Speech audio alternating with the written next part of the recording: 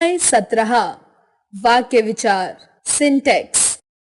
शब्दों का अपना अर्थ होता है, लेकिन इनको बिना क्रम के अलग अलग बोलने से वक्ता के मनोभावों का पूरा अभिप्राय स्पष्ट नहीं हो पाता है।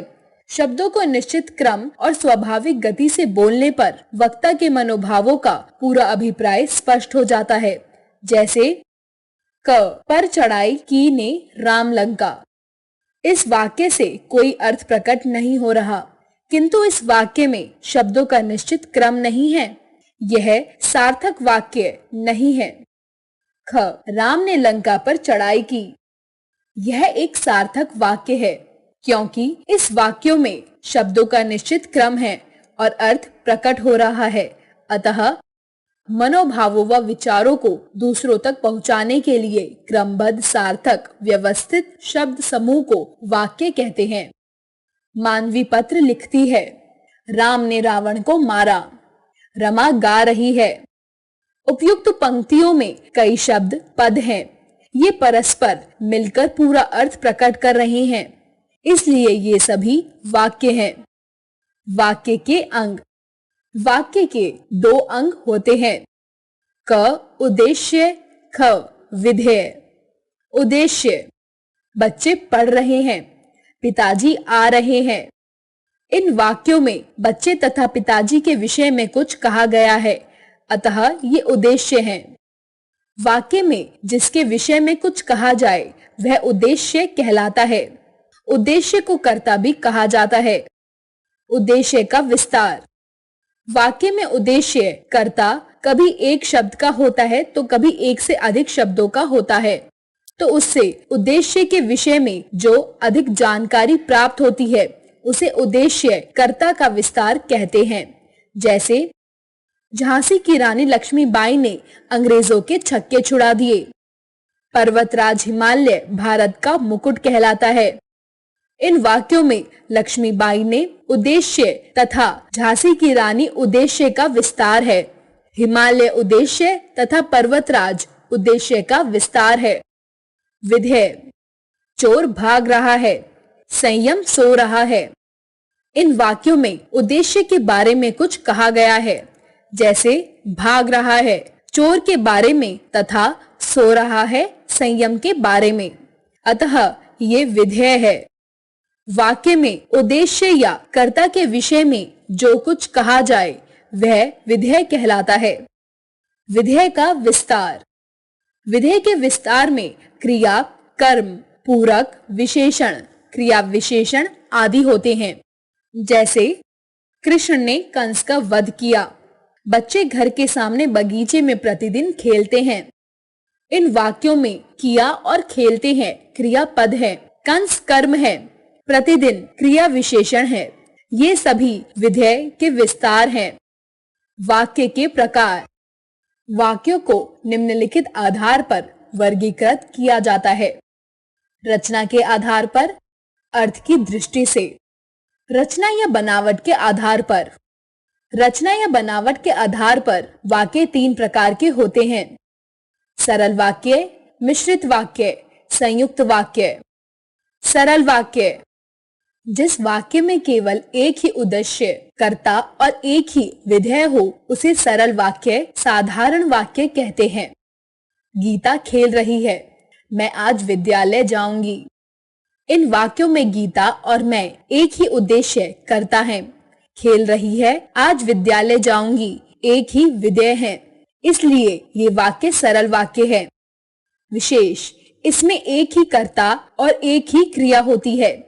यदि वाक्य में एक या एक से अधिक उद्देश्य हो परंतु विधेय एक ही होता है, जैसे रमा, गीता और मीना खेल रही हैं। यदि वाक्य में 2 क्रिया हो तो उनमें एक क्रिया पूर्वकालिक क्रिया अवश्य होगी। जैसे अध्यापिका ने बच्चों को कहानी सुनाकर लिखने के लिए कहा। मिश्रित वाक्य, जिस वाक्य में एक वाक्य प्रधान तथा अन्य वाक्य आश्रित या गौण हो वह मिश्रित वाक्य कहलाता है। वह औरत जो सड़क पार कर रही थी दुर्घटनाग्रस्त हो गई। जब भी मैं उसके घर गई वह सोती हुई मिली। इन वाक्यों में वह औरत दुर्घटनाग्रस्त हो गई प्रधान उपवाक्य है तथा सड़क पार कर रही थी प्रधान उपवाक्य पर आश्रित है। दूसरे वाक्य में वह सोती हुई मिली प्रधान उपवाक्य है तथा जब भी मैं उसके घर गई प्रधान उपवाक्य पर आश्रित होने के कारण ये वाक्य मिश्रित वाक्य है।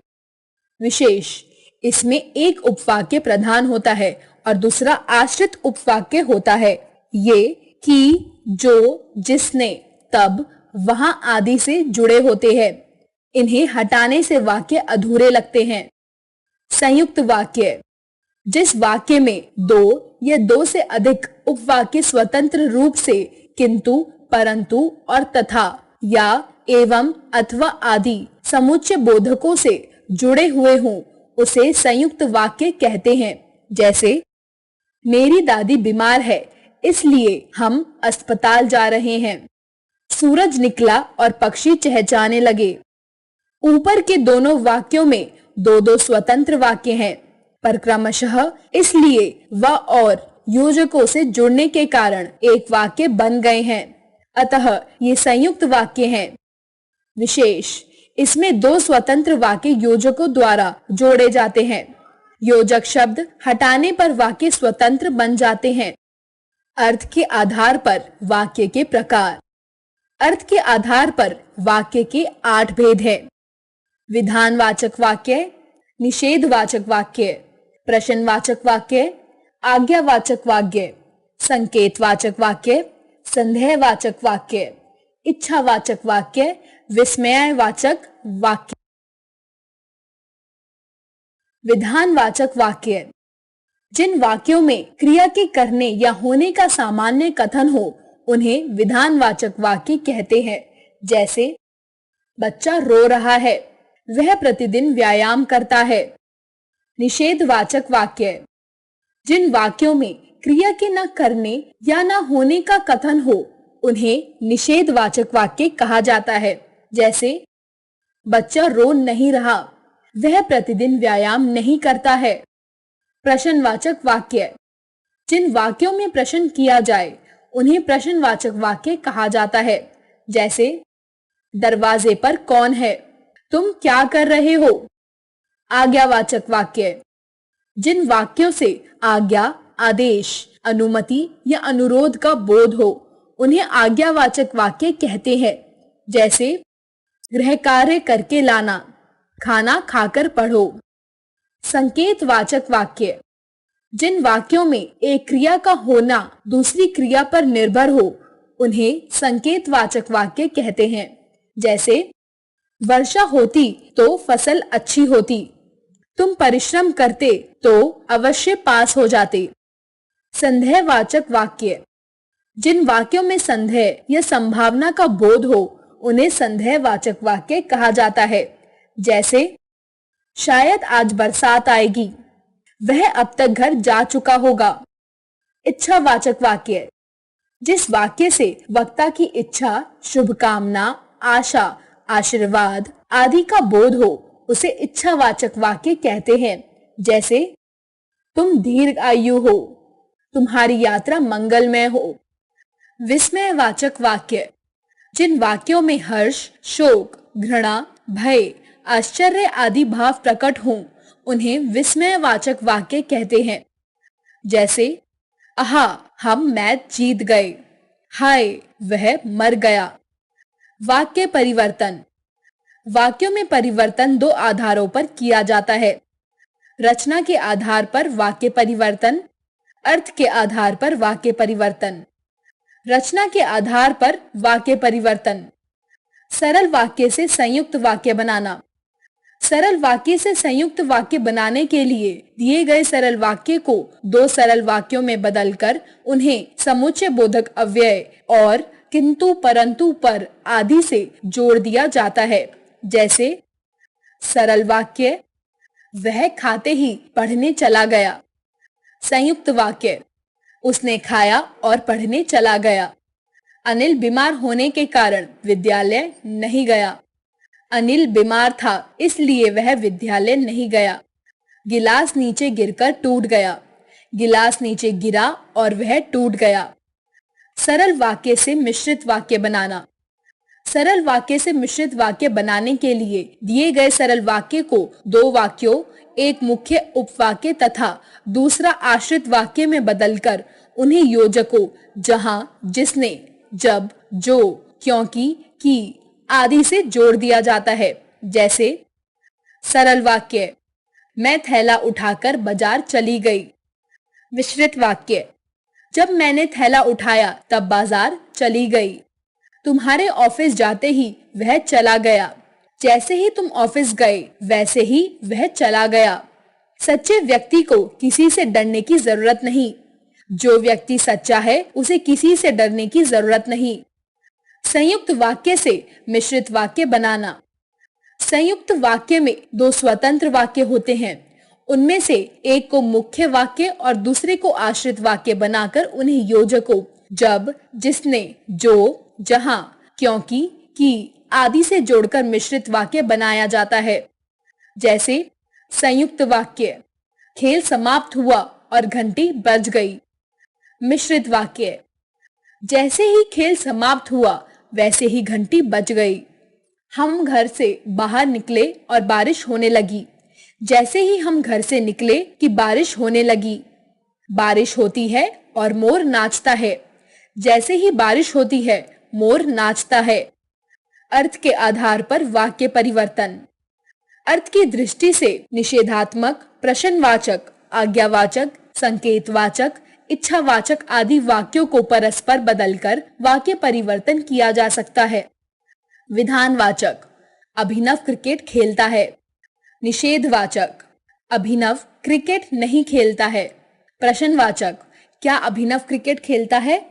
संकेतवाचक, यदि तुम कहते तो अभिनव क्रिकेट खेलता। संदेहवाचक, शायद अभिनव क्रिकेट खेले। इच्छावाचक, ईश्वर करे अभिनव क्रिकेट खेले।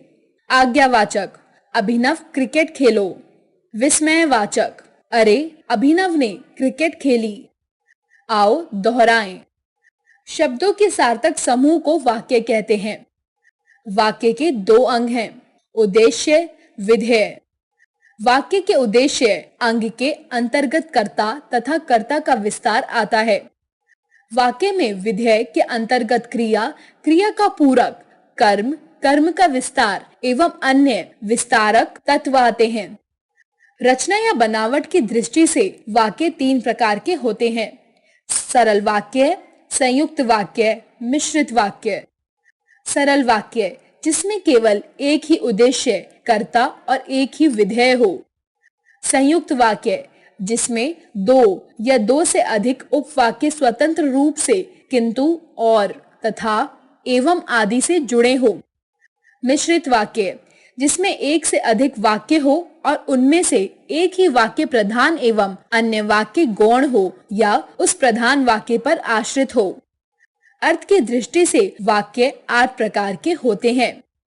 विधानवाचक वाक्य, जिस वाक्य में क्रिया के करने या होने का सामान्य कथन हो। निषेधवाचक, जिस वाक्य में क्रिया के न होने या न करने का कथन हो। प्रश्नवाचक, जिस वाक्य में प्रश्न पूछने का कथन हो। संकेतवाचक, जिस वाक्य में एक क्रिया का होना दूसरी क्रिया पर निर्भर हो। संदेहवाचक, जिस वाक्य से संदेह या संभावना का बोध हो। इच्छावाचक, जिस वाक्य से वक्ता की इच्छा, आशा, आशीर्वाद, शुभकामना का बोध हो। आज्ञावाचक, जिस वाक्य में आज्ञा, अनुमति, उपदेश या अनुरोध का कथन हो। विस्मयवाचक, जिस वाक्य से हर्ष, घृणा, शोक, आश्चर्य आदि के भाव प्रकट